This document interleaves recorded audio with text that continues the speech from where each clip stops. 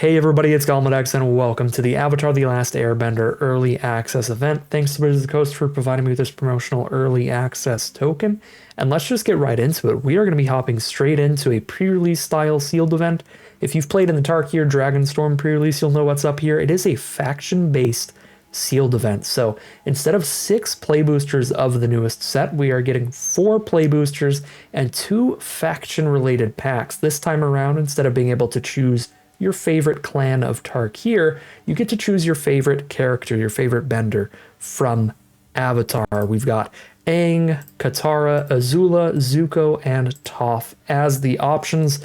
And honestly, I've never watched Avatar The Last Airbender, so my choices here are going to be a lot more based on the mechanics and what seems the most fun in terms of mechanics and colors, what I want to play around with, rather than which characters are my favorite. But I am going to start things off with Toph here and try out that Earthbending mechanic. So in green, you have Earthbending, where you get to turn your lands into creatures. You put +1/+1 counters on them and animate them and start flinging your lands at your opponent. Now, you can keep loading a bunch of +1/+1 counters onto the same land, or you can spread them out and have a bunch of different lands attacking your opponent. It seems pretty cool, and not only does Earthbending seem like a pretty fun mechanic to me, but from what little I know about Avatar The Last Airbender, Toph seems like a pretty cool character. They are like a metal bender, which as far as I know is not something very many characters can do. Metal bending sounds pretty cool flavorfully. So without further ado, let's just finally hop into this thing. Let's see what some of these brand new Avatar The Last Airbender cards are gonna play like.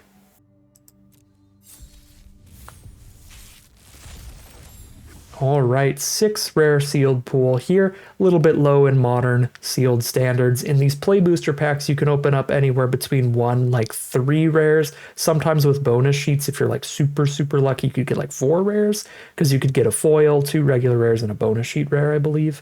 But 6 rares, so the lowest possible amount, but they look like pretty good rares, and they are aligned in terms of colors pretty well. We have 4 rares between green and red here, and we got a rare version of our faction character. We got Toph, Hard-Headed Teacher, 2 red and a green for a 3/4 human warrior ally. Ally is a pretty important creature type to keep in mind in this set. There are a lot of cards that will care about your allies entering the battlefield, or will like buff your other allies, a lot of stuff like that. When Toph enters, you may discard a card. If you do, return an instant or sorcery from your graveyard to your hand. That's already some pretty great value.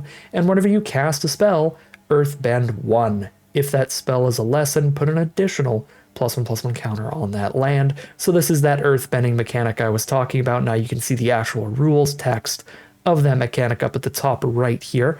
You get to have one of your lands become a 0/0 with haste, and then put that many +1/+1 counters on it. So Earthbending 1 is putting 1 counter on it. And the nice thing about it is it gets rid of some of the downsides of most of the animating your land abilities that we've had in the past, where before, like, if you animate a 4/4 land and then your opponent blows it up, your land is gone forever, and that's a very bad deal. At least now, if that land dies when it's earthbended, you do get that land back to the battlefield tapped, and that includes when it gets exiled. So the only ways to get really punished for earthbending a land are if your opponent can shuffle it back into your deck, or put it on top of your deck, or put it back in your hand. Any of those effects are going to be a little bit rough. But Toph seems like a fantastic card here. Great value on the ETB effect, and if Toph sticks around, get a bunch of counters on the board over time when you're casting any spells, not just lessons, but you do get benefits for casting lessons, which is another mechanic in the set that I should mention.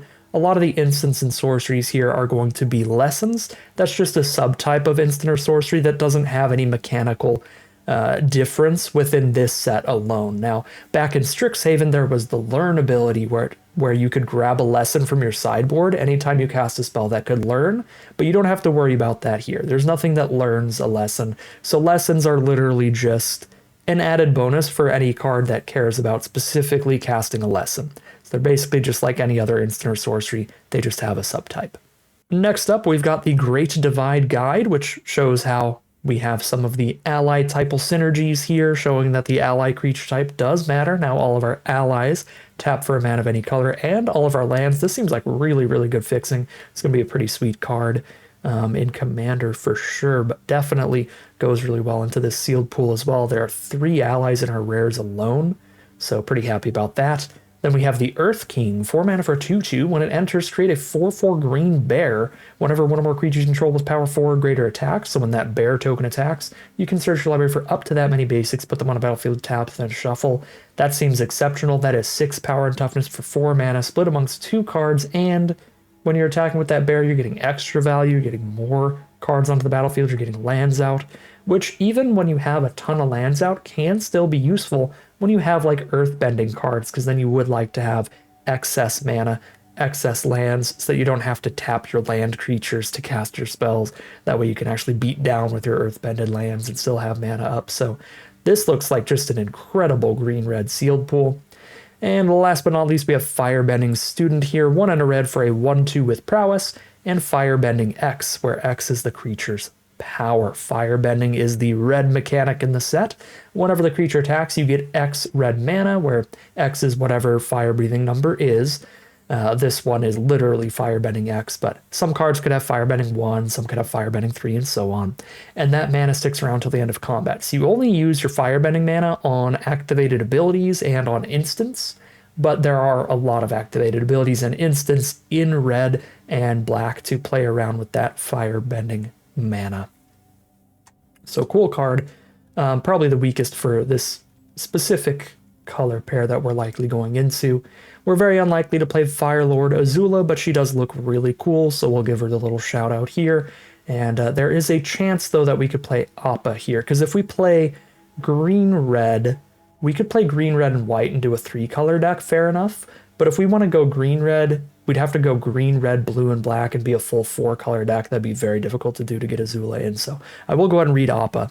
Appa is 2 white and 2 for a 3/4 flash flyer. When Appa enters, airbend any number of other non-land permanents you control, and whenever you cast a spell from exile, create a 1/1 ally creature token. Appa's also an ally themselves, so that seems pretty spectacular for stuff that cares about allies, and this shows off the Airbend mechanic. That allows you to exile whatever card type the card lets you exile. So this one can airbend non-land permanents you control. So it can't airbend any opponent's stuff. A lot of the airbending cards can. This one just exiles your own stuff so that you can then recast it later for 2 mana. But with cards that can airbend your opponent's cards, you can slow them down by like airbending their biggest creature. Now they're going to have to recast it next turn for that 2 mana from exile. And it's going to be summoning sick again when they recast it. So airbending has a lot of flexibility where you can slow your opponent down with it. You can also protect your own stuff with it by flickering it away. You can redo your enter the battlefield effects with it. Very interesting mechanic. And cool stuff from Appa. They seem like a very powerful card. That is a whole lot of abilities for only 4 mana. So I think, yeah, our green and red cards are fantastic. And we've got a really good white mythic rare. So if our fixing is good enough, which one of our green rares is mana fixing, maybe we get to go green, red, and white here. We'll have to see. So in the interest of keeping things somewhat simple and getting into the gameplay in my very first Avatar: The Last Airbender event as quickly as possible, I'm not going to read every single card out loud for sure, and I'm probably just not going to look at the blue and black at all for this sealed pool. We'll just head right into the green, red, and white colors. Potentially just green, red. It depends. We did open a whole lot of stuff in green alone because of the Toph faction packs. So like if I put just green cards in, that's an entire monocolored deck. So the faction packs can really, really give you a lot of cards in the specific color that you care about playing the most.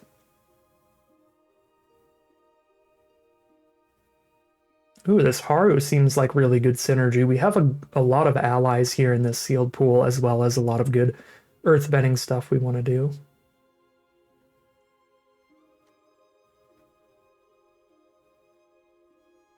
Rebellious Captive seems pretty cool. It's your 2 mana play on curve, but when you make it to the late game, you get 4 more power and toughness off of it. 2 on itself and 2 onto one of your lands.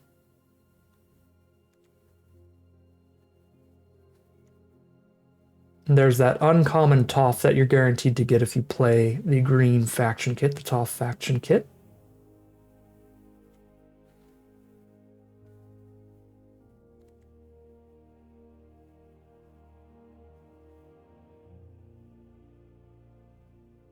Seems pretty decent as well. Gain life every time that you're earthbending. And it's essentially 4 mana for 2/2/2s, although one of those is one of your lands, so it slows down your mana. That's the biggest thing to keep in mind and to be worried about with your earthbending, is that sure, this is technically like 4 mana for 2/2/2s, except one of those 2/2s, whatever you've earthbended, if you want to actually attack and block with it, you can't use it for mana anymore. So it does slow down your mana base. It does kind of pull you down a slot on the mana curve when you have a really important earthbended land out. So first and foremost, we're obviously playing green. We have more cards in green than anything else. And there's also hybrid mana value cards in this set. So monocolored stuff might be a little more viable than we've had in quite some time.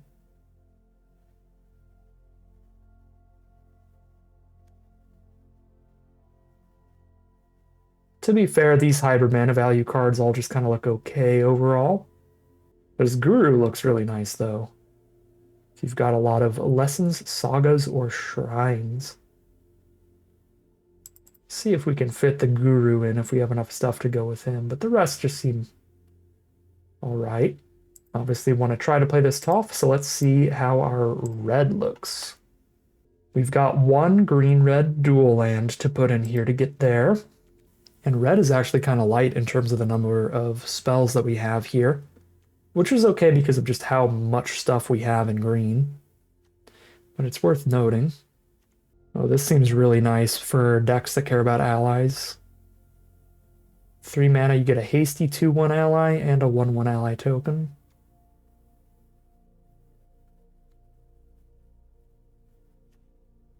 I honestly don't really like any of our red cards, actually. I mean, I don't hate any of them. I just don't think any of them are like super impressive, and there's not like a super high quantity of them. So I don't mind just like splashing for this Toph and playing like green-white at the core to get our Appa in. Because Appa seems pretty ridiculous. So do we have any other good white to go with the Appa here? We've got the uncommon version, that seems pretty decent. Flexible removal spell or instant speed Earthbending.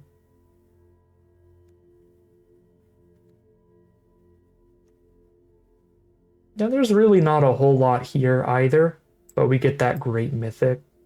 Put in that storm for some interaction. We would have a pretty good core to like a really token deck with all these air temples. And they're probably fine with the not the Earth King, but the Gurus as well. Do we have any colorless that was interesting?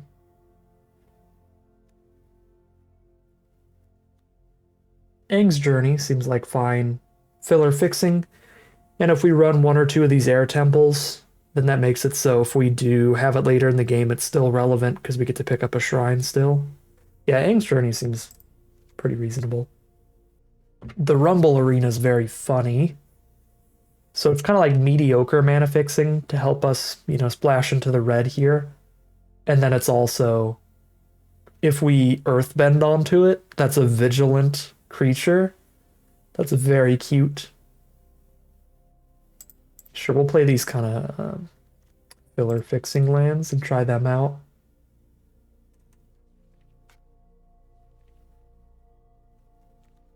Okay. 60 cards here, so let's just cut down to the best stuff based on our curves.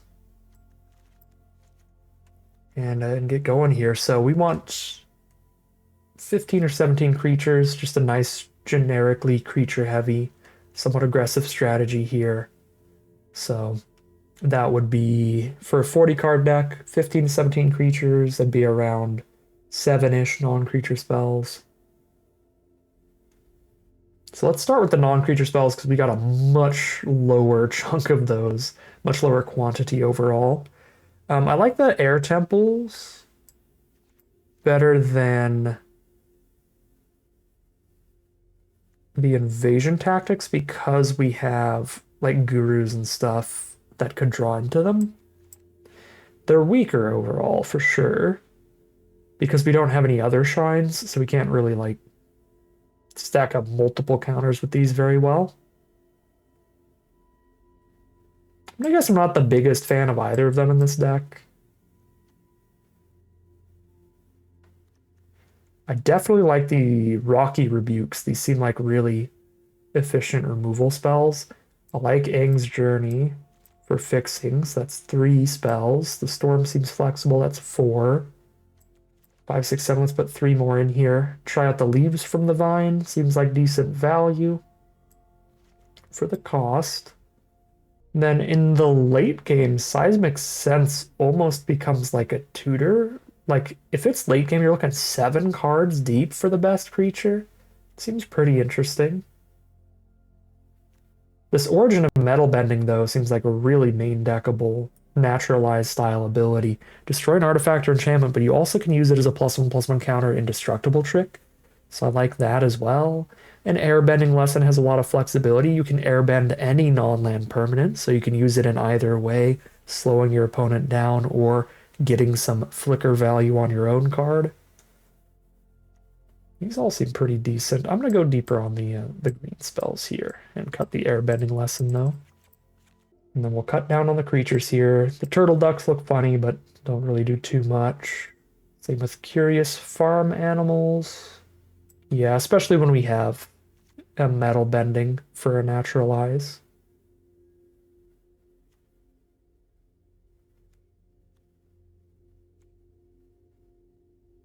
Great Divide Guide seems incredible. It's a definite run.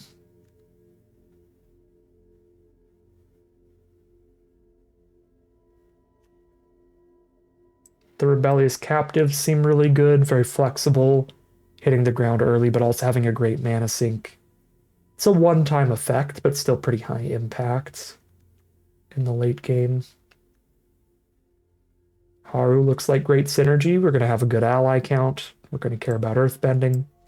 I don't have a lot of graveyard recursion or anything like that going on, so I'm not super excited by the sparring dummy, but it still seems like decent value in general, just trying to draw lands in the first place.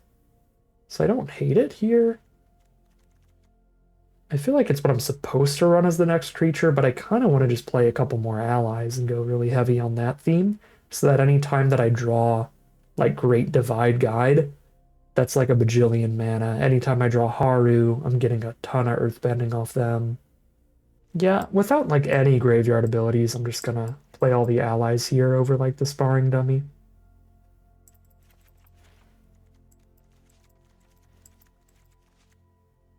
Now 3 mana.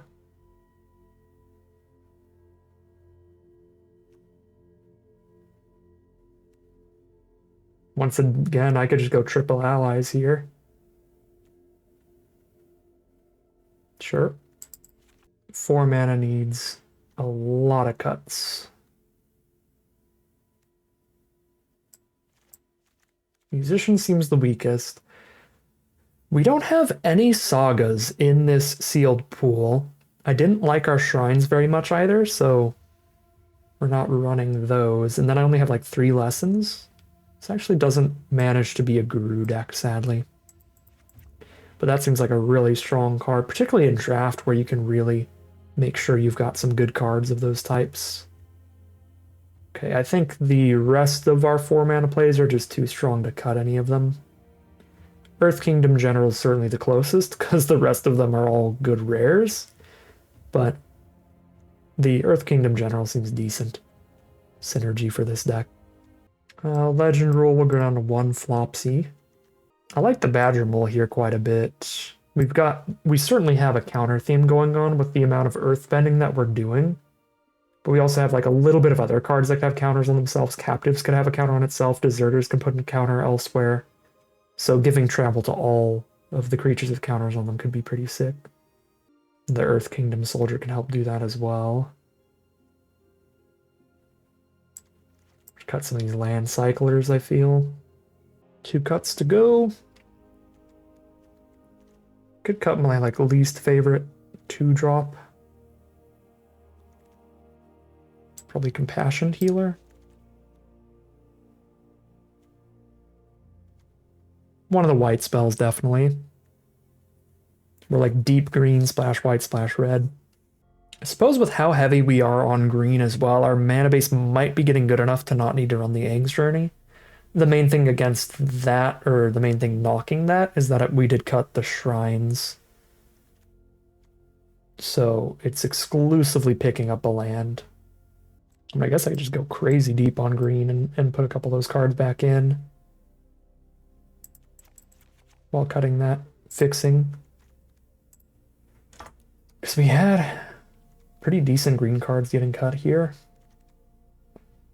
Ostrich horses seem fine. The ostrich horse and the sparring dummy, very similar kind of effects. We'll be milling ourselves a little bit, but we'll be getting lands out of it. Make sure we keep hitting higher mana slots on the curve. So play the Barrels of Blasting Jelly. Try to get to our double white and our single red. Play the sparring dummy and one ostrich horse.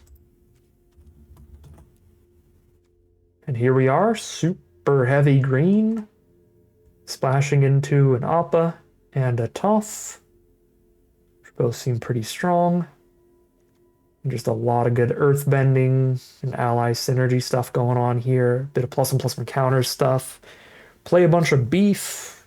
We got 3 removal spells and a naturalize removal spell.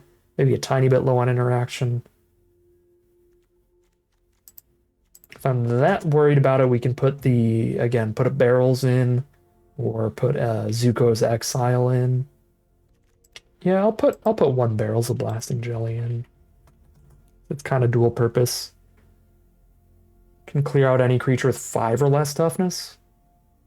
And it's also a little bit more fixing, helping hit that double white. Is the mana cost I'm really concerned about.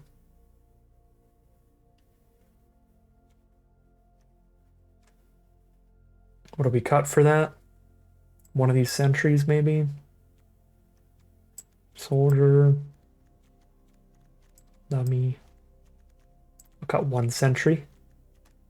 That's still 16 creature deck, I believe. Yeah, that's plenty. Alright. Now we'll double check the mana base here, because we're so heavy on green. We got 20 green spells, 3 white, and 1 red.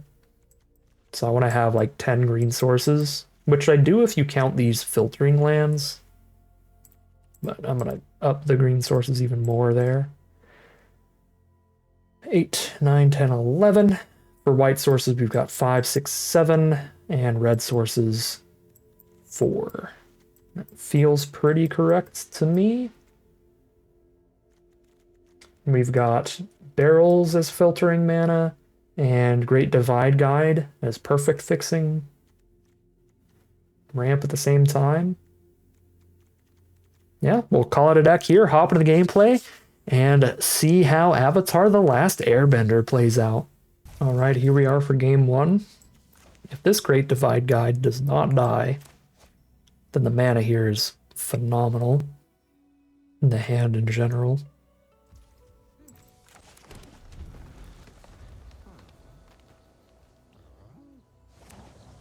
Opponent starts with Sunblessed Peak, so they are on red and white here.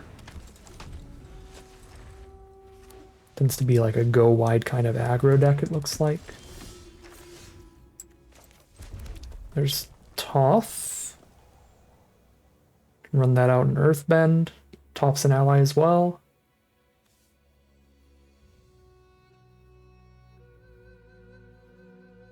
Could hold up the Appa. It's the only time I know that I'll have double white. Yeah, it's the only time I know I'll have double white, so I think I'm just going to do that.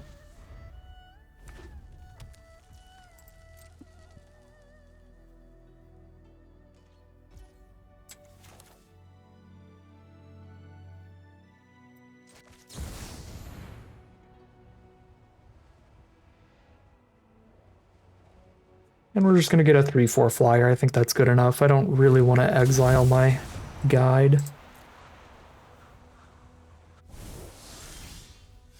Got a Rocky Rebuke as the draw. It's got 5 mana available here. Could just slam down the soldier. You know what? I think I'm just going to be making the most of my mana each turn and just slam down giant spells. Just cheese with this Great Divide Guide. There's invasion reinforcements, 2/1/1 allies for our opponent.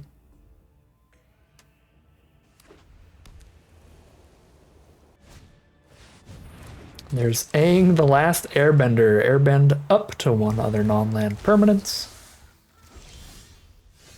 What else does Aang do? Whenever you cast a lesson, Aang gains lifelink till end of turn, so flying lifelinker as well. So I'm going to cast Rocky Rebuke on Aang for sure. That costs 2 mana, so I could cast Appa and do it.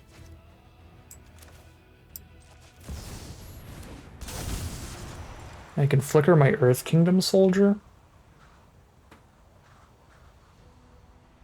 But I don't have the mana to immediately recast it, but it would be nice to bring back later. Yeah, I think I'm definitely playing this out kind of wrong here, but...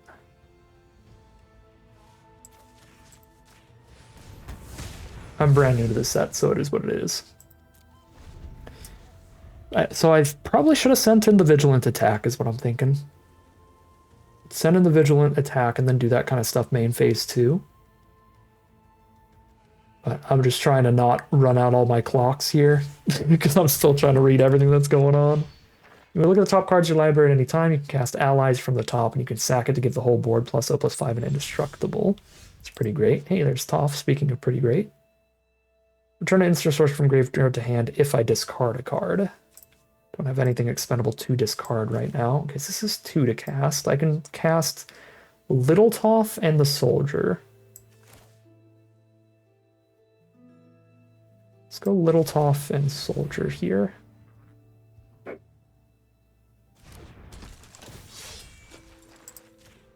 This is another instance. Is it better to Earthbend tapped mana sources in this kind of position when I'm just going to tap this land right now anyway?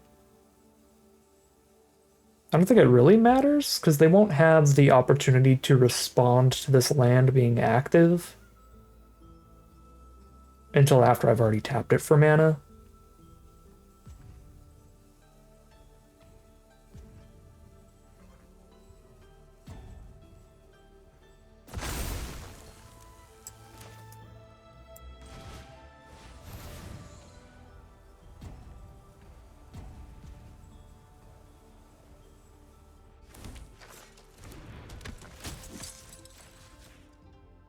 Counter on the land to buff the Toph.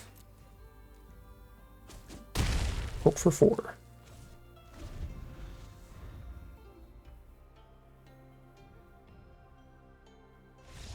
And there's the concession, fair enough. Once again, I mean, we had a really, really sick hand. It was really just the power of our cards there taking that game. There were many, many imperfect lines throughout that turn.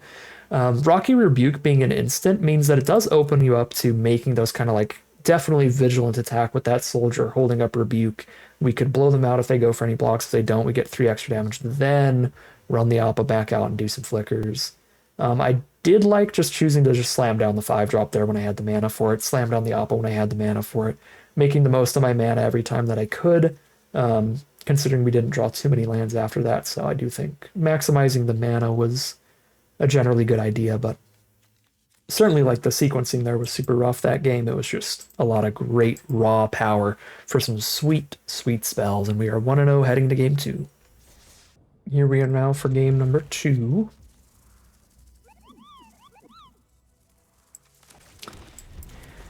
Leaves from the Vine is a little more awkward than I gave it credit for. We don't really get the +1/+1 counters off of it if I just run it out on turn 2, because I won't have a creature to put the counters onto. So I'm going to hold off on that. Turn 4 we could cast these 2 together and get at least a counter on the horse. Poxbears, when it dies, create a 1/1 white ally. Cool. Let's run out Ostrich Horse. Pick up a land for sure. And that's a red source. If we hit Toph, and our Appa can flicker this horse to get another land out of it later. Ruffians. When it dies, do a thing. Earthbend 2. They're on mono black so far.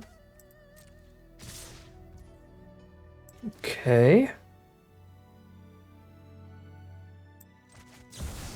Put Appa at risk of an instant here, because if they don't have one, this is quite the blowout.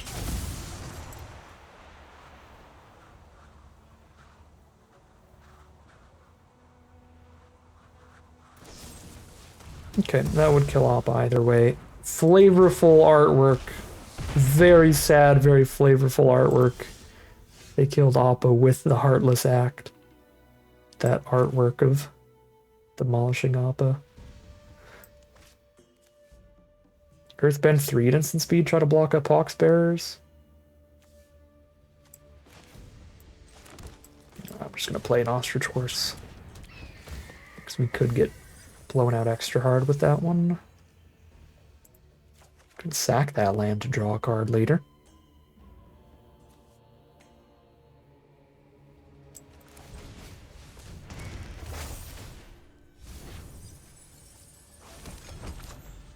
Just drew like all our self-mill stuff this game.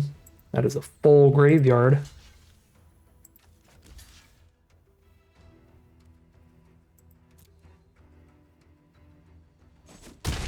They're stuck on mana enough that the Earthbended 2/2 shouldn't be completely free for them. It will cost them to be using it on attacks instead of for mana. Raven Eagle, excellent deal. So it enters and gives them a clue token. And it drains us life every time they're like sacking a clue token. Yeah, that's really good. Earthbend our Vigilant land.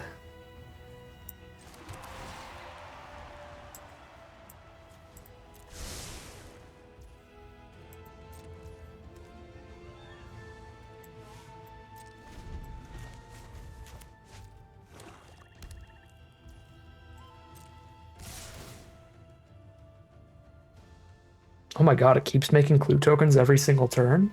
Oh, I didn't realize that.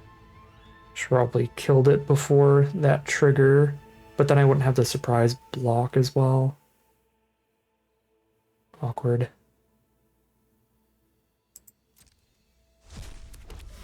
Wow, yeah, that is a super sick card.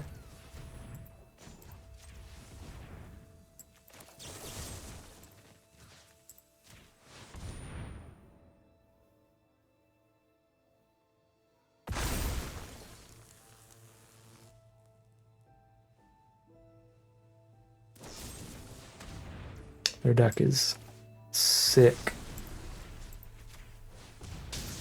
I'm getting bullied by a Wizards of the Coast employee. You've been able to play this set for years. That's not fair.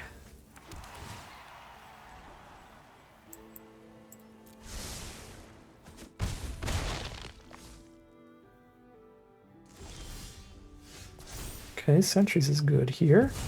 As is Haru.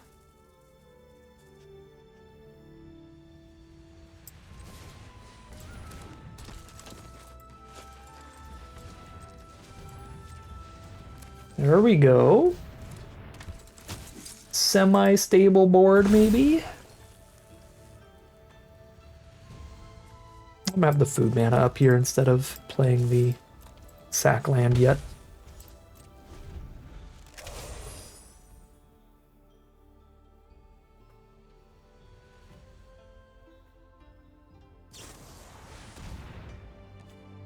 Okay, exile the sturdiest blocker and the Death Toucher here. Okay, Haru makes this trade pretty good, because we draw any other ally and just activate the same land again.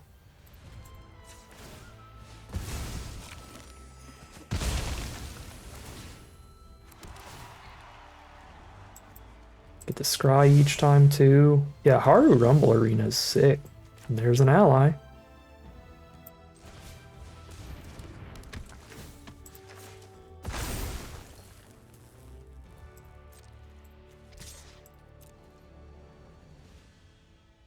Train to own one scry again. Let's go. Great draw coming up.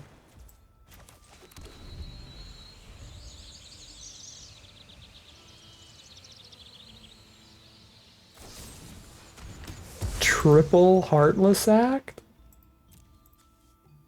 Black's got a lot of removal. I'm gonna play black next time. Oh my god, and now Deadly Precision? Oh yeah, I want to play black for the next sealed. Good grief, that makes the Earth Kingdom Soldier infinitely worse, but I wasn't expecting the double removal after they already cast, what, like 3 removal spells earlier? Jesus. I mean, this still puts the counter on itself. I could draw the card first, though, take this turn off.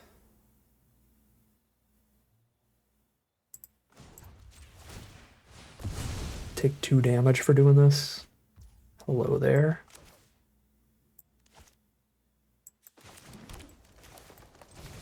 Top 8 cards.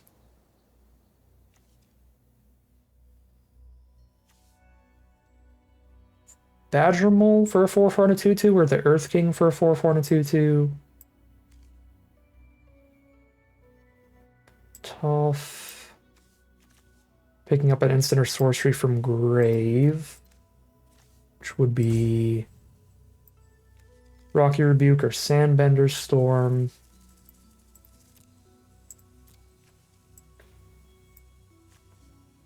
I mean, Toph's also Earthbending for every single spell I cast. Yeah, it's gotta be Toph.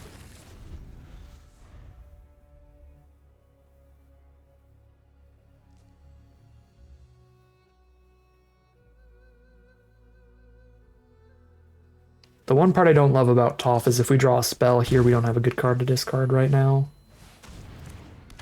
A Menacer. Okay, I'll discard Origin of Metal Bending, probably. So I can do red off of this.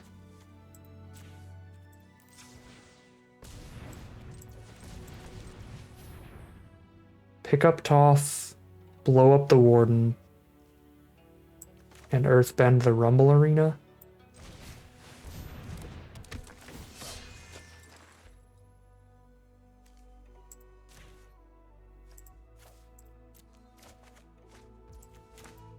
No arena.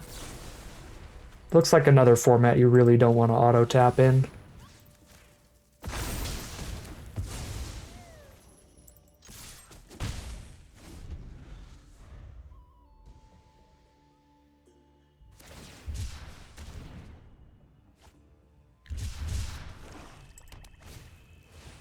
Another Vindictive Warden. I got my barrels of jelly for that. Okay.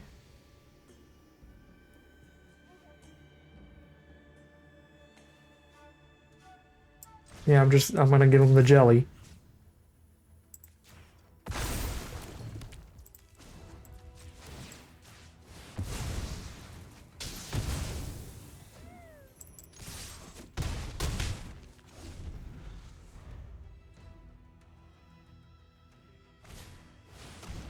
Oh no, what is this? Exile a non-creature non-land from the graveyard as long as you control it.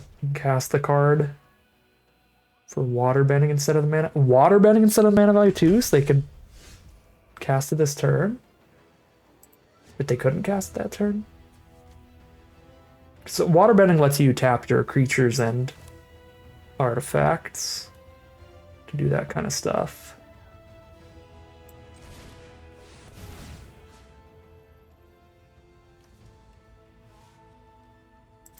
Yeah, I'll make this big enough to attack through Hama. Oh, this is going to be so close. This game. They're at 5, but now they got that removal spell. The Rebuke. They have to play a bigger creature for it, though. Okay, sold out, exile Toph. Pass. We draw land. We only got 6 cards left. We could mill. They had milled us another 3 and we drew every mill card in the deck pretty much. We still have Flopsy, Badger Mole, and Earth King in there. So we got some huge finishery kind of cards. So, okay, they double block and kill one of these, but the other one gets through, puts them to 2 life. Yep. We get the scry here when we have 4 spells, 2 lands left. That scry's huge. Alright. With the land on the bottom, this is now 4 spells and 1 land in the next 5.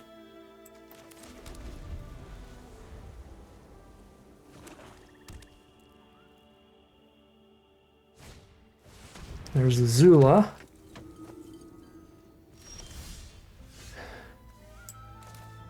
Little Toph is the draw. So we trade this soldier for a Zula.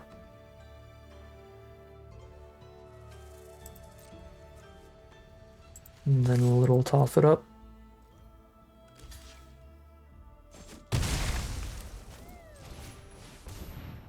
Let's get ready to rumble.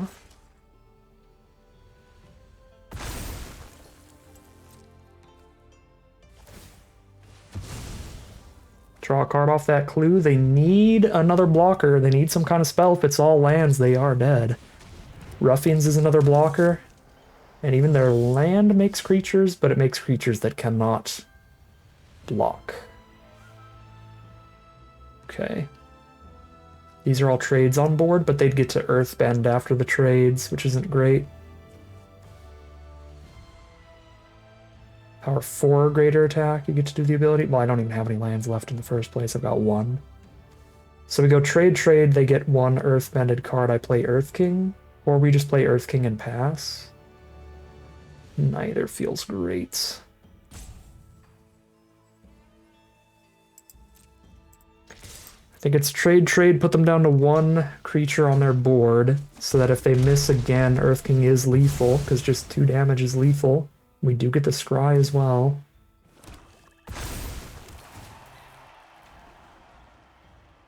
Which is Badger Mole, which is a huge one.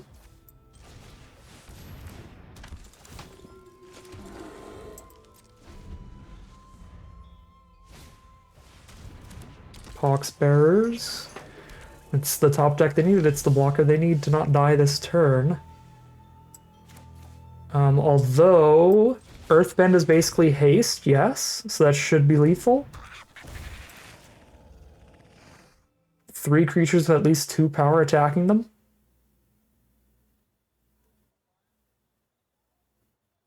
GG from opponent.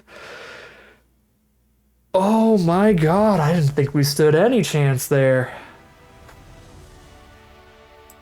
They had such a great early game there. Tons and tons of removal spells. They were dodging their land draws for quite some time, which was both a hindrance and a help to them. Obviously, they couldn't cast anything big in their early game, but also they really didn't run out of removal gas for a long time. Wild game of Magic, but a victory in the end. We're 2-0 heading to game 3. All right, here we are for the game number 3. We have quite the curve out on this one. Haru into Toph is going to be a very big Earth-minded land. And then if we get the Earth King mana, that's going to be sick. Opponent starts with Momo, Friendly Flyer. First non-lemur creature spell with flying you cast. Each turn costs 1 less to cast. So it's like the flyer build around.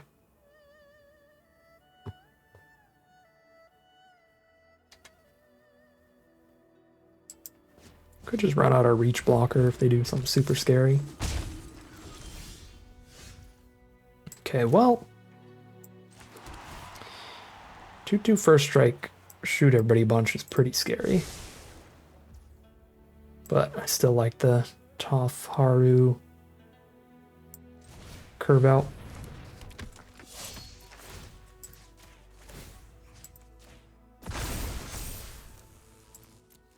Work on a real juicy Rumble arena.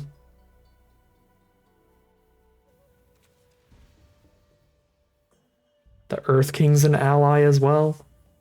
Jeez.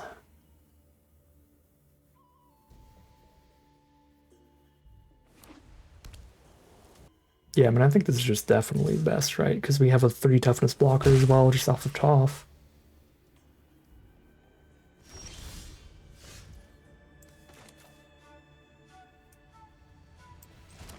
sadly don't have any instants to hold up here. I can pretend I do. I got 4 mana up. Do you really want to block combat trick me?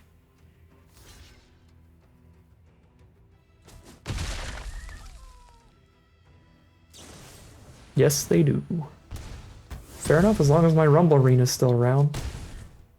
I can play the Earth King post-combat after getting my damage in.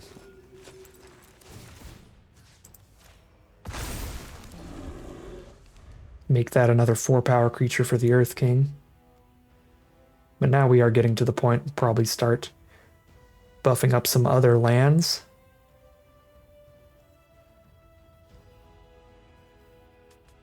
Earthbending does feel like it's going to be a pretty interesting mechanic with a lot of decisions to it. It seems like a lot of the mechanics are like that. Earthbending and Waterbending in particular. Or not Waterbending, Earthbending and Airbending. There's so many different ways you can use them. Like when should you be going tall versus when you should be going wide with the Earthbending. When you should be flickering your own stuff for value with Airbending versus flickering your opponent's stuff to slow them down. Oh, we're getting board wiped. Rough. We're getting one-sided board wiped. That killed none of their creatures, but our 2 best creatures. That's a brutal rare there. Yeah, 2 mana kill both our 4/4s. Oof.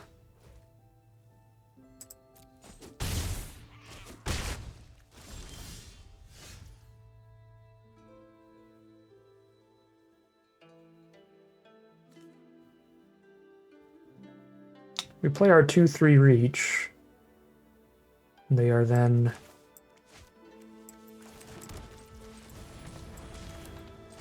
walled off or stable there.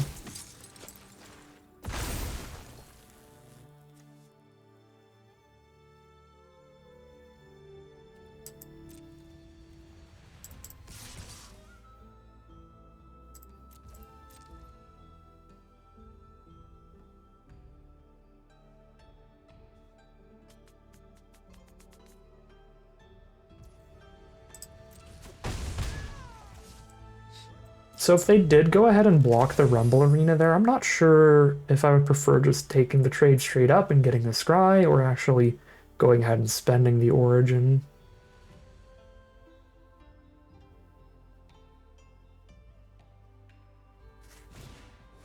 Path to Redemption. It's 5 mana to fully exile this. We've got the Naturalize to really blow them out here. This is like worst case scenario, it's going to cost them another removal spell now. Best case scenario, they don't have another removal spell and we just block and eat something for free now.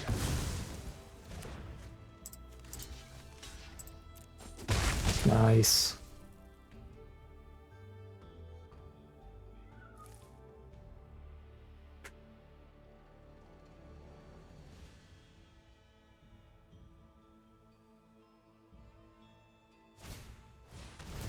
They do have another removal spell, but it's sorcery speed, so we got to kill another creature in that exchange before they got to accomplish their removal. Leaves from the Vine. And pass.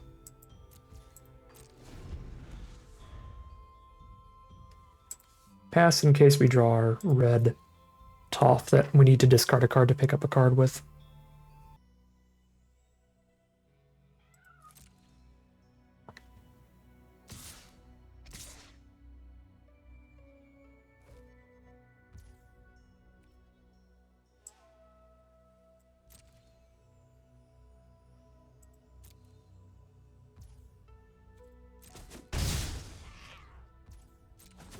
Down to 6.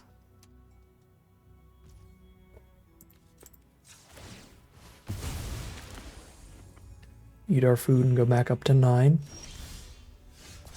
Find some barrels of blasting jelly.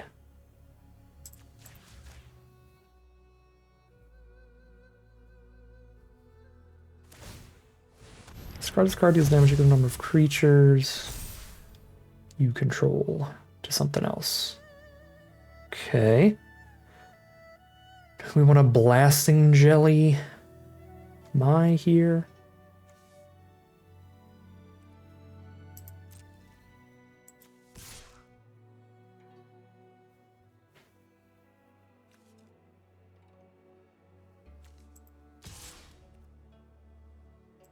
I think Har is too good to offer the trade for Momo. I do think we need to blasting jelly Mai.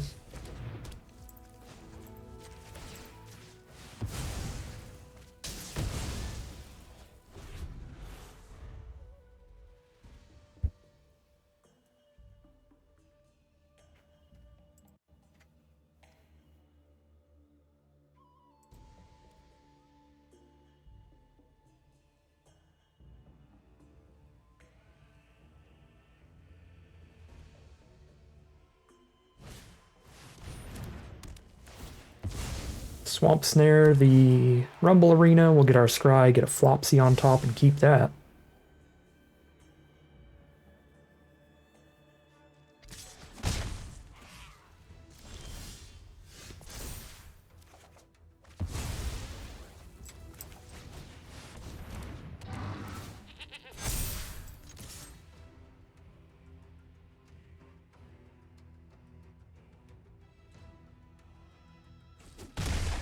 And they're down to 5. We're at 6. We're taking 1 a turn from Momo. They get a Messenger Hawk off the top, which comes with a clue token. They can sack to draw a card here. But it's just a 1/2. If they sack the clue during their next turn, it'll be a 3-power creature. They hit us for 4 damage. But they also have to chump at this point, so they can't really afford to do that. We can play an ally to have another attacker immediately. But that attack will be a 1/1 into the 1/2. That chumps there. I think Earth Kingdom Soldier is better first here.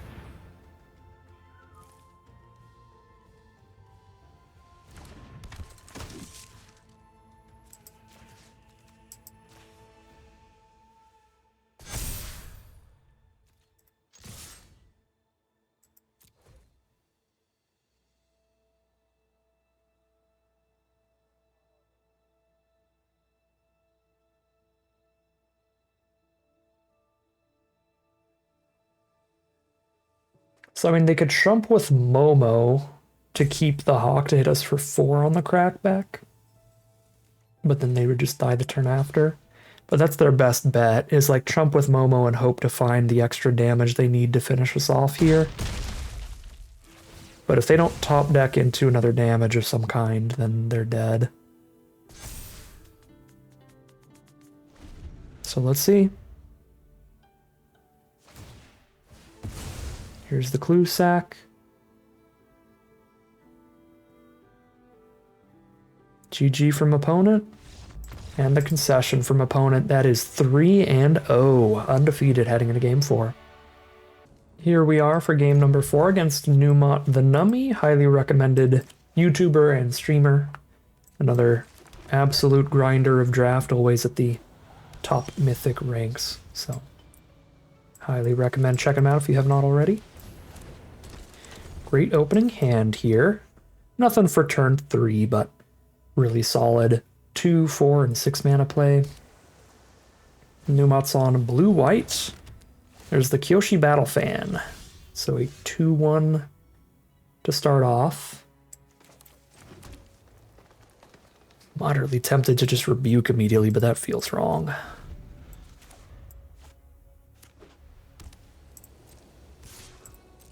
Probably like rebuke in the end step against whatever creature he casts this turn. Whenever Gran what Gran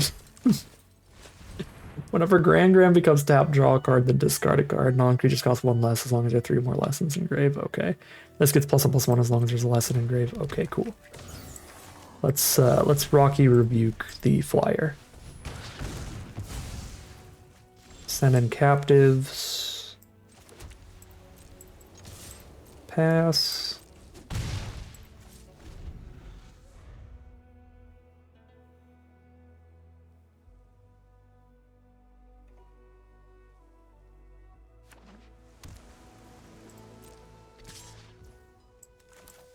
Here's a 2-1. Let's see if Numot's got a counter spell. It'll quench, yeah, sure.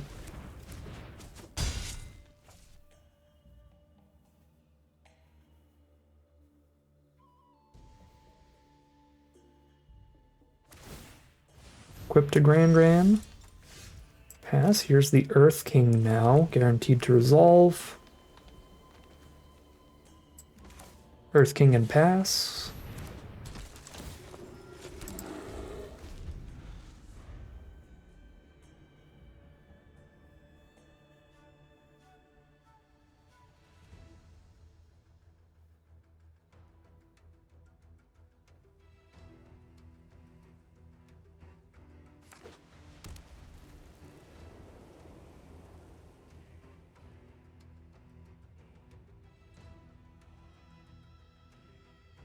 I feel like Earth King might be a little weaker in the set than a lot of others, because some of the Airbending cards could just kill the token. Unless they all say non-token, but I don't think they do. I think there's Airbending cards where you can just exile any non-land permanent.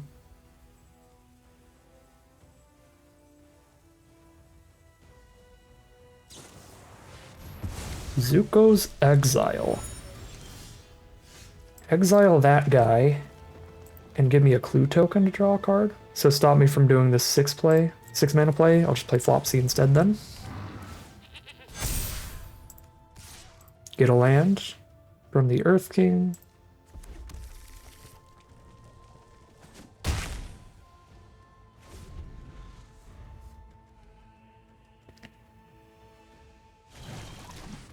There's a draw 3, discard 1 unless they waterbend 2, and you can use the equipment as well. That's a nice synergy. Grand waterbending around here. But Numot's going to be low on mana. We can get this Rocky Rebuke off.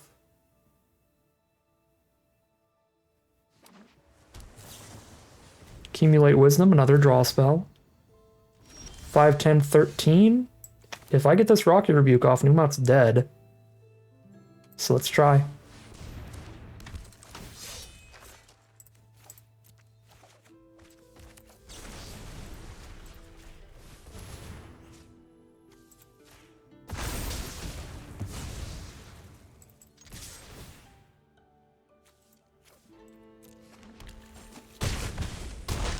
Okay, that is lethal, and we are 4-0 heading into game number 5. Here we are on the play for game number 5. Another massive self-mill game. Let's go. Sparring dummy into ostrich horse, into no library remaining. All of the mill.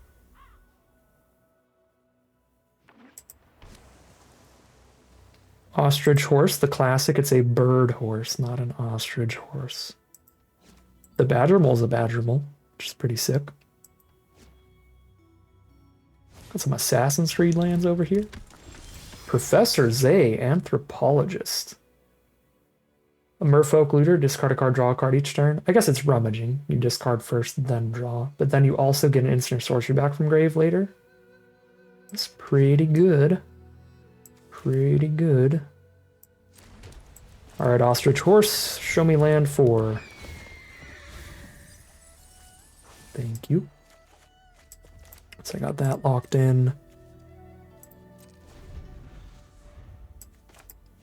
I kind of want to lead with Toph, because we Earthbend on every single spell we cast, period. There's Sokka. Or Soka. Unsure. 2 creatures attacking, but then you draw a card.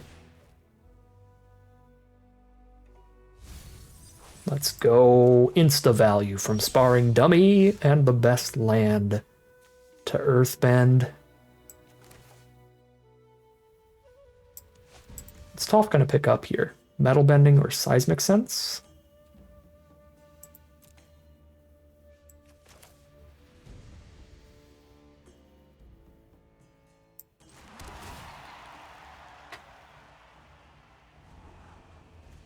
I'll keep that. Now I know Sparring Dummy triggers.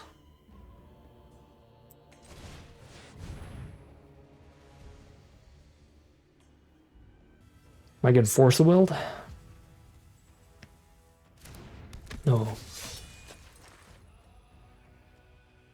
I actually do like the efficiency of the seismic sense.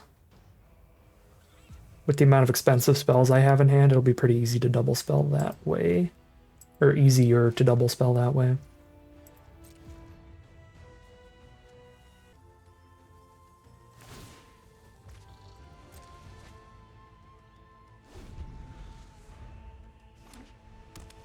Blue-white.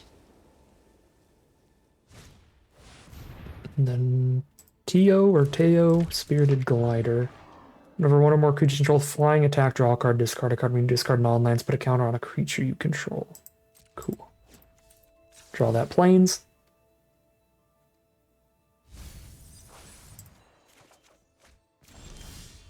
There's been some beautiful sparring dummy work.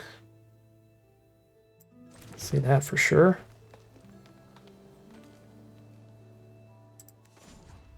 Rumble Arena is sadly going to have to be tapped here in order to do both these things, but be a very big tapped Rumble Arena.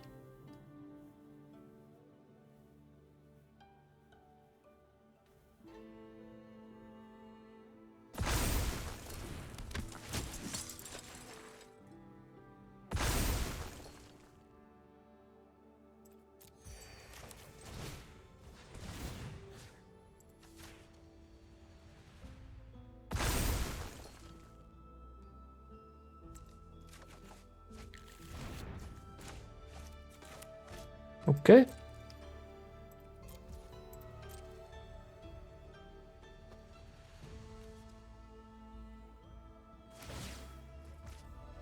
The flyers are going to be a bit of a problem, but we're going to get to a really, really strong board on the ground to start attacking with next turn. Watery Grasp. Doesn't untap, and they can shuffle it back in for 5. Well, that's good removal against Earthbend cards, sadly.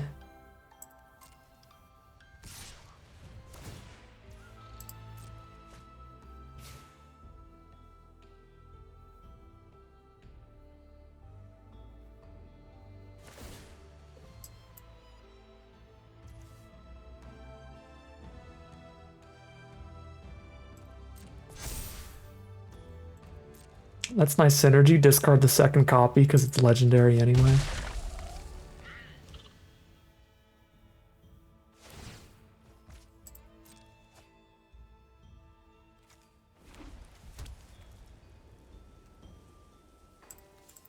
Could play the Reach Death Toucher on blocks here.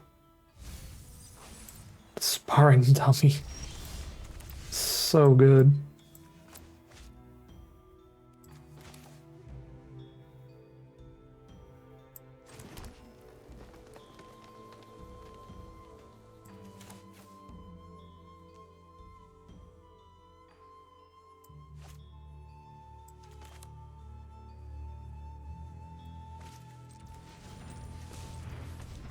Yeah, I would like the Reach Death Touch blocker.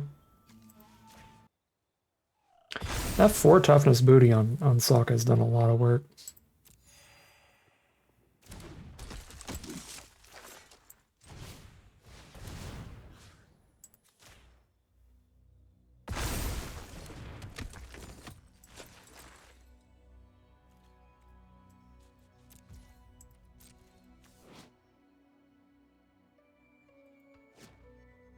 Toph is an enter ability, not an enter or attack ability.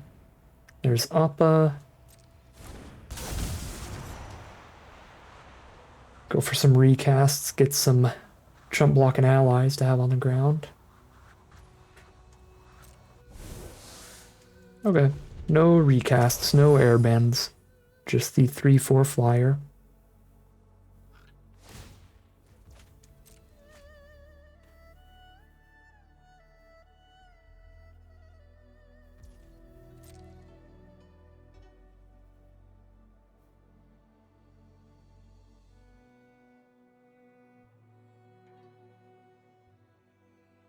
They give me the opportunity to trade here. At this point, Teo's a lot better than Appa.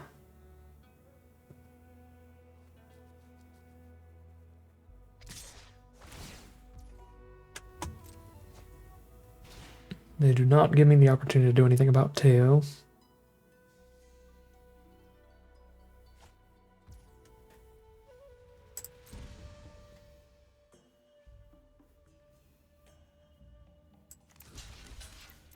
Still take the trade though. Because Teo doesn't have to attack to keep getting the value, so if I just let Appa stick around, Appa is just giving them all the same value they'll be getting off Teo. So either way, they get to keep doing their thing. Could work.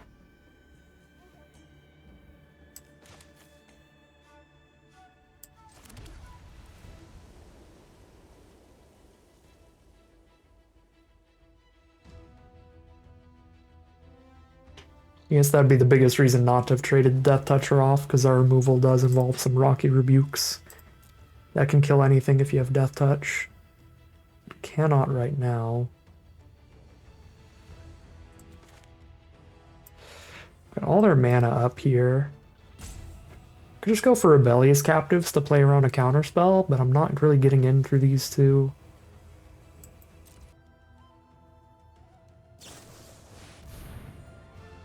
Target creature enchantment. Second from the top or on the bottom and they get a clue. Okay. Put it on bottom.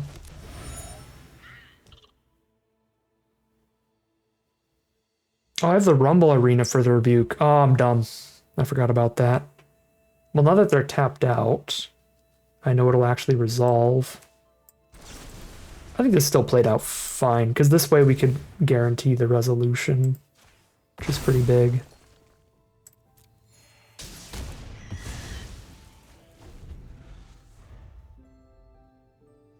But that wasn't like me actually thinking it through the smart way.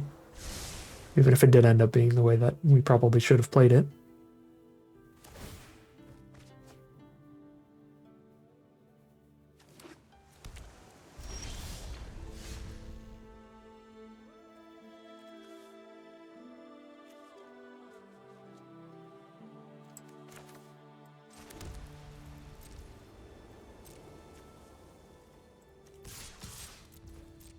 This is a 4/4 and a 5/5. If they make blocks. If they don't, I think I will cast a spell.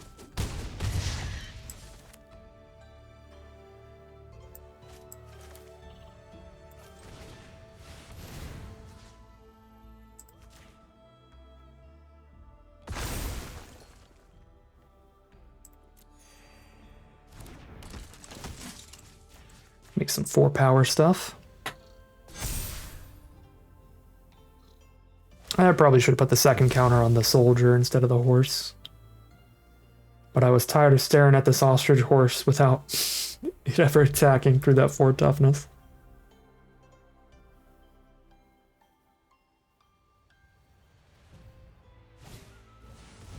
Compassionate Healer.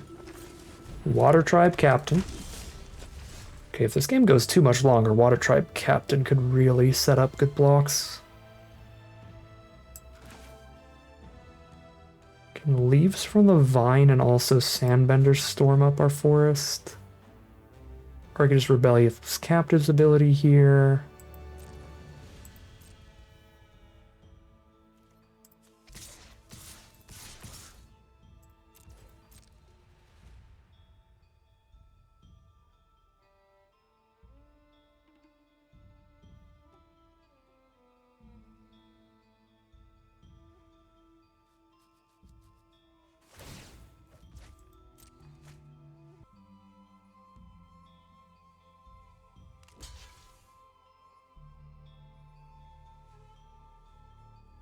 Horse for the healer. The vigilant creatures bounce off each other, and they're going to make sure they get a kill on captives. Fair enough. I'll kill the Water Tribe Captain. Deal 6. Sure. Shuffle the arena back in.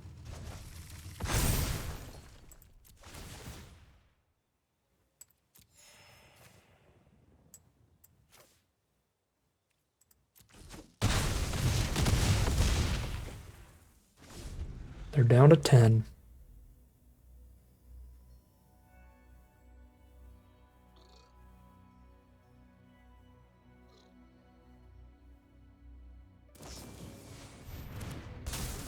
Two 1/1s off invasion reinforcements.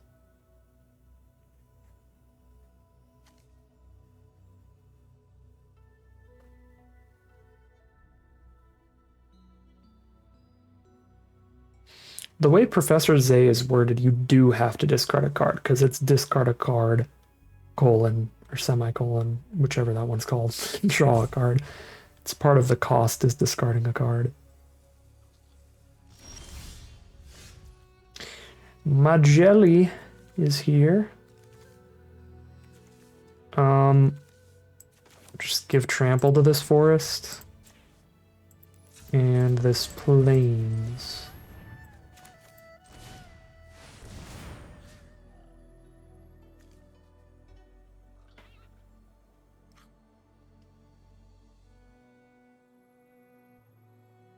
It feels right to spread this out, but I also like getting a bajillion damage. If I spread all this onto this plains, I have a 3/3. That still doesn't get through Sokka anyway.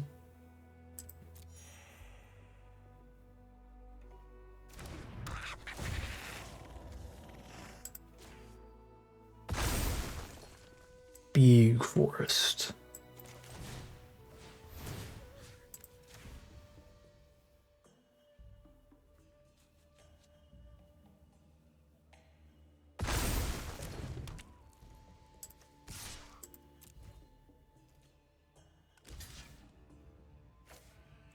All right, trample for 7. They go to 3.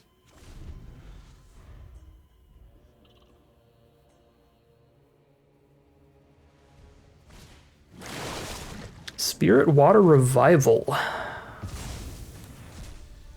That's what? That's Time Twister. Shuffle everything in, draw 7.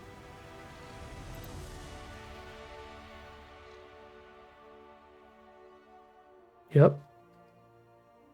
Cool stuff, but you cannot beat the Earthbending. We are 5-0, undefeated for a very positive record no matter what, heading into game number 6. Here we are on the play for game number 6. We are really relying on our barrels of blasting jelly here.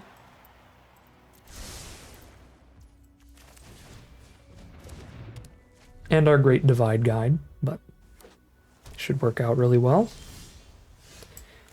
Draw into Seismic Sense. We hit a land off the top. That's a turn 3 Earth King, which should be absurd.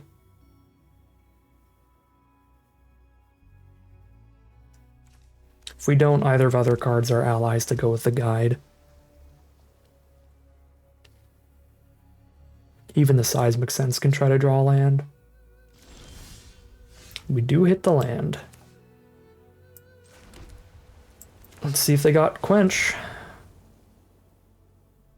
Up on turn 2.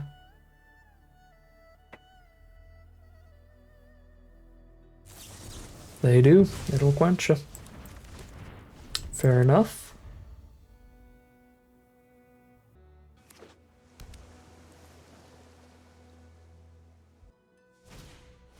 There's Katara. But if your end step, if Katara is tapped, put a +1/+1 counter on her. So she keeps getting bigger and she can keep drawing cards. That is pretty sick. 5 mana here. Just make the most of it. Flood this board.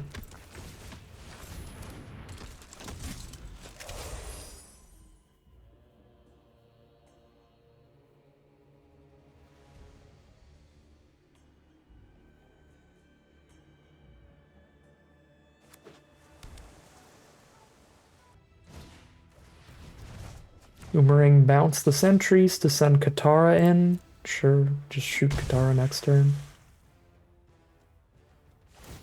Get 1 counter on her. Still not big enough to survive the barrels yet. Can barrels or recast sentries? I think I'd rather recast sentries first.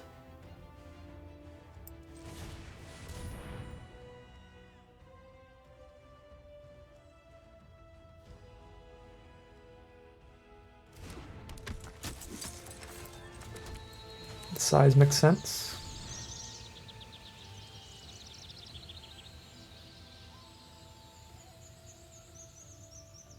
Grab Toph. Got some kind of instant speed untap ability would be pretty rude, but get my damage in. Accumulate Wisdom. It's the impulse. Draw one out of the top 3.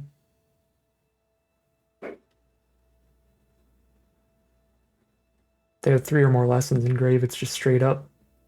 Draw 3.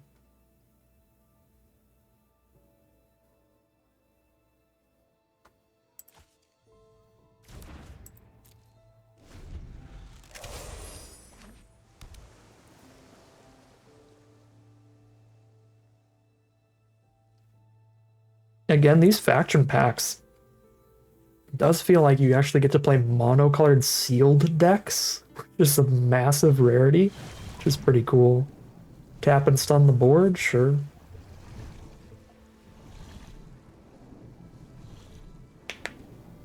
Yeah, this is just stun for 1 turn, and then I kill Katara, and we're still vibing. Because they don't have anything either. I could Toph while they're tapped out. It's another thing I can and probably should do. But if I Toph while they're tapped out, then Katara could get out of reach of my barrels.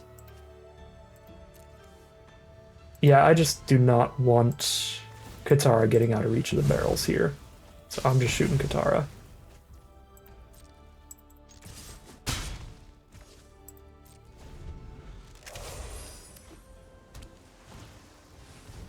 There's a 2/3 flyer. That's it there. So now they could have the counter up. So we could go for captives instead, which is still a pretty good turn. But I have the mana to pay for counter unless I pay 2, and if it's more than that, I don't think I'll ever be able to get around it regardless. Yeah, sure, we'll play Toph.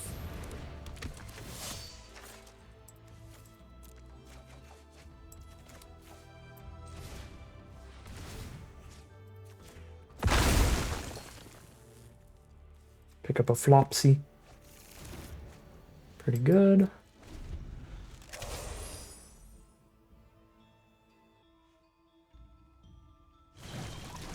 Benevolent something something. 4/5 flying ward 2, scry 2. Cool.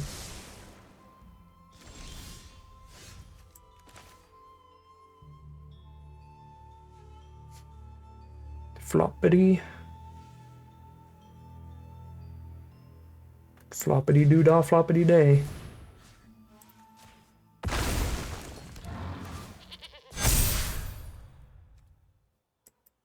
Can even still flash in Appa off all these. Kind of crazy.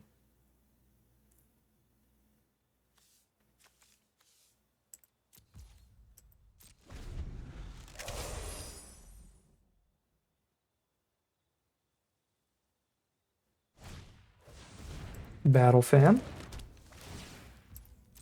So they're 2/1 and they can move the equipment around later.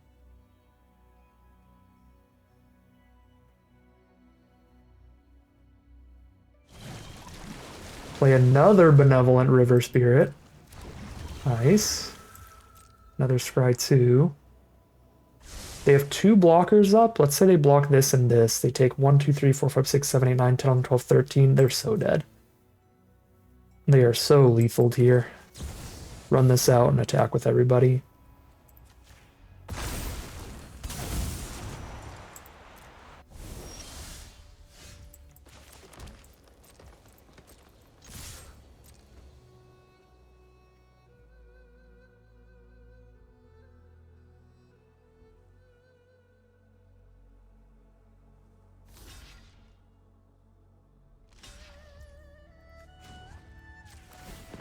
Just make sure, but I'm sure that's overkill. Oh yeah. All right. Great stuff once again. Just high power stuff from the deck. That is 6-0 heading into that final battle, a potential undefeated run on our very first sealed event, our very first pre-release of Avatar: The Last Airbender. Here we are on the draw for what could be the last game of Magic for today, the final battle, so to speak. One of our weakest opening hands. We've had really lucky, really strong openers, pretty much all run. This one doesn't have any of the rares or any of the really high impact plays, but it has a solid collection of spells and lands here to get us going. Quench the Captives, fair enough. That does have a really nice late game ability, so just get that out of the way. We are playing against blue-black, and they are on the play, as I said. There's Captives.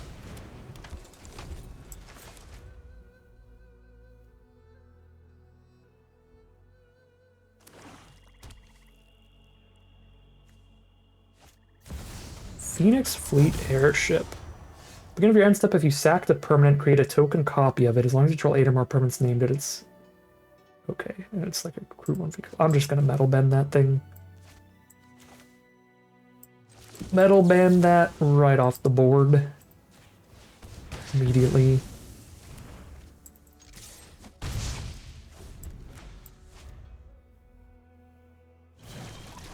Waterbending lesson, draw 3, discard 1.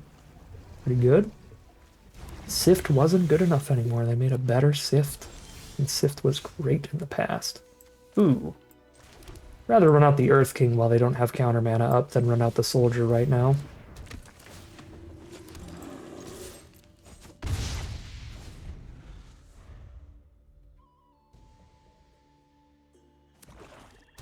Six mana up. Here's Foggy Swamp Spirit Keeper, a lifelinker that spits out a 1/1 that cannot block or be blocked every turn.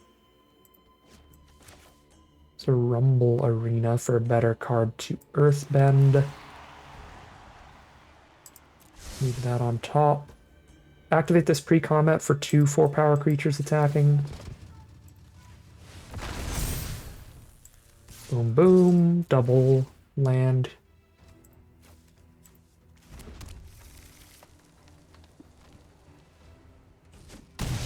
Cha-ching, they take it all, go to 8, but they do have a lifelinker out. They've got the Foggy Swamp Spirit Keeper.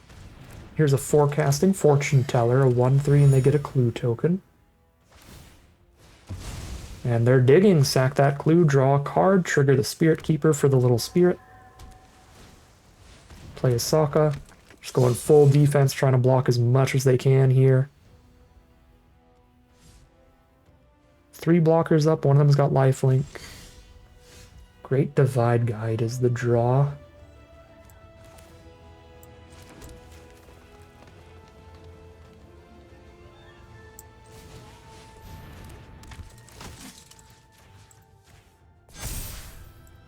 Spread it out here. Go team go.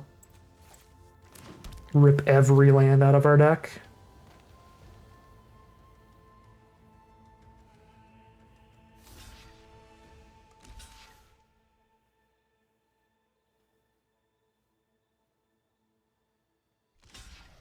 Okay, they can kill the Earth King, stop us from getting more lands out of the deck, but there's so many lands out here, that's fine. That puts them to 2 off of the lifelink. Drop another threat and pass.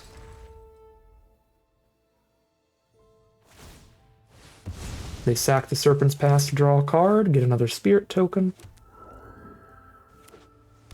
Play a land, drop a Messenger Hawks. They've got 3 blockers, one of which gains 2, so they are once again not quite dead on board.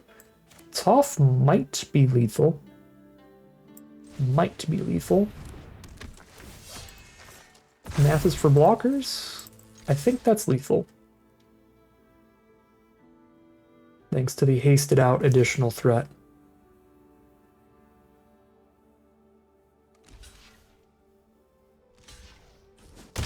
Alright, that is a 7-0 undefeated run for our very first pre-release of Avatar: The Last Airbender. That was some sick stuff. I am very happy with the faction that I chose, getting to play around with Toph there. We got to play with the uncommon Toph as well as the rare Toph, and they were both pretty sweet. Earthbending as a mechanic seems like a pretty simple, pretty powerful one to play around with. There is still a lot of decision making that you do have involved in terms of going wide or going tall, making a lot of little ones or one really big one. It seems like generally speaking, making one pretty big one was generally like the better way to go with it most of the time. But yeah, that was pretty sweet. Some really good stuff from Earthbending, and we just had a lot of really high quality green cards, which I guess is to be expected when you take the green faction pack. The Earth King was pretty sweet. Toph was fantastic. Oppo was great. Really good stuff from the whole deck. Even the barrels of blasting jelly, the little extra bits of mana fixing and removal played out pretty well for us throughout this event.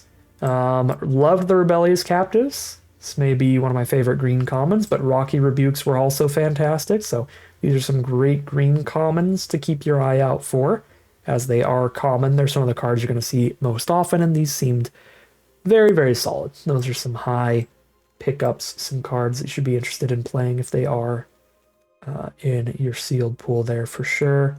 And we didn't really play enough red and white to really have any great red or white commons to show off here, but certainly this was the green deck today, and it was great, great stuff. The mechanics in the set seem really cool. I love all of the bending abilities. The artwork, the flavor seems great. I'm very excited for this format. It's kind of hard not to be when you get the 7-0 run right off the bat. But that is going to end today's video. As always, I'd like to thank my patrons and YouTube members for their support, as well as you for watching the video. If you're interested in seeing some more, you can always like, comment, and subscribe to tell the YouTube algorithm to send some more in your recommended feed. If you'd like to catch me live, you can check out the Twitch channel in the link in the description below. And if you'd like to support the channel directly, you can check out the Patreon link in the description below. But other than that, as always, thank you very much for watching, and I'll see you again tomorrow for some more Avatar: The Last Airbender.